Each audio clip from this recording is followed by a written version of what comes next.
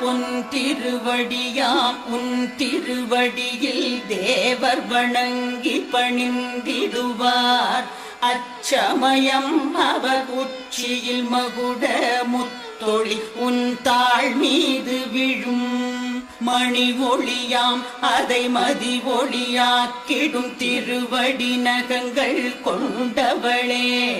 ஜெய ஜெய ஹே மகிஷாசுரமர்த்தினி குழல் சடை எழிலே மலைமகளே. அவளே கொடும் அசுரரிடம் சினம் கொண்டவளே.